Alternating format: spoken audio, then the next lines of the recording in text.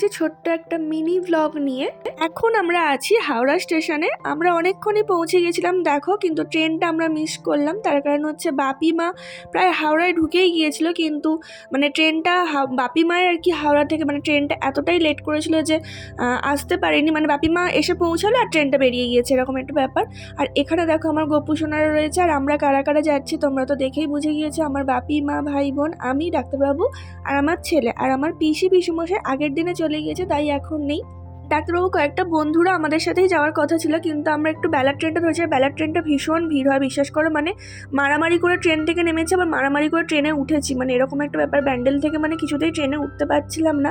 আর সেই কারণেই বন্ধুগুলো মানে চলে গেছে। তার কারণ হচ্ছে ওনাদের সাথে বয়স্করা ছিলেন, তো ওনাদেরকে আমরাই বললাম যে এই ট্রেনটা ভীষণ ভিড় হয়, তোমরা আগে বেরিয়ে যাও। তো সেই কারণে ওরা বেরিয়ে গেছিলো। আর দেখো নেমে মানে কি অবস্থা আমাদের, মানে রীতিমতো মারামারি করেই উঠেছি আমরা। আর এখন ট্রেন থেকে নেমেও মানে অবস্থা খারাপ, আমরা বুঝতে পারিনি যে এতটা ভিড় হবে। মানে ভিড় দেখো, মনে হচ্ছে আমরা শ্রীভূমির ঠাকুর দেখতে যাচ্ছি। মানে বারবার এটাই মনে হচ্ছিলো যে আমরা ঠাকুর দেখতেই যাচ্ছি, হয়তো আমরা দিনের বেলা ঠাকুর দেখতে বেরিয়েছি। আমি কখনো ঠাকুর দেখতে বেরোইনি দিনের বেলা, মানে দিনের বেলাতে আমরা ঠাকুর দেখতে বেরোলে এরকমই পরিস্থিতি হয়।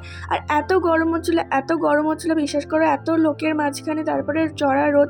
কিন্তু কি বলতো, সোয়েটারগুলো যে খুলে যে ব্যাগে নেবো, এমনিতেই আমরা অনেকটা লেট হয়ে গিয়েছি, আর ব্যাগে জায়গাও নেই যে সোয়েটারগুলো ঠিকঠাকভাবে নিতে পারবো।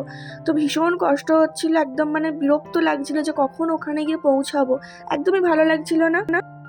আমরা পুজোয় ঠাকুর দেখতে বেরিয়েছি, দুর্গা পুজোয়। হ্যাঁ হ্যাঁ বলছি ঠাকুর দেখতে বেরিয়েছি ওই জন্য। আর বন্ধুরা এখানের ভিড়টা শুধু দেখো, ডাক্তারবাবু টিকিট কাটতে গিয়েছিল, আমরা বললাম আমরা একটু এগোই। আর এখানে শুধু ভিড়টা দেখো, মানে লঞ্চ ঘাটে এই ভিড়টা।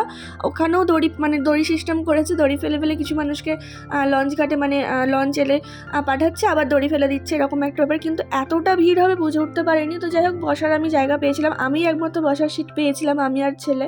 লঞ্চ লোক এখনো দাঁড়িয়ে আছে, এতগুলো লোক কেন? তুমি আবার শুধু ভিতরের দিকে দেখো, মানে এত লোক যে 31 মায়াপুরে আমাদের কোনো ধারণা ছিল না, বিশ্বাস করো, যে এত লোক যেতে পারে। ছেলে দেখো ক্লান্ত, ওর জন্য ম্যাগি বানিয়ে এনেছিলাম, কিন্তু খাওয়ানোর সুযোগ পাইনি। সকালবেলা 2-4 চামচ ওই ছাতু গুলে পাতলা করে খাইয়ে এনেছিলাম। আর দেখো এবার টোটো ঠিক করেছে এখানে, তো টোটো ভাড়া অনেক করে নিচ্ছে, মানে যে টোটো ভাড়াটা নেয় তার থেকে অনেক বেশি নিচ্ছে। তো তারপরে দেখো মন্দিরটা দেখে একদম মন প্রাণ জুড়িয়ে গেল একদম। তারপরও আরো কাণ্ড ঘটেছে, সেগুলো সব বলবো, সেটা আমাদের ইউটিউব চ্যানেলে তোমরা দেখতে পাবে।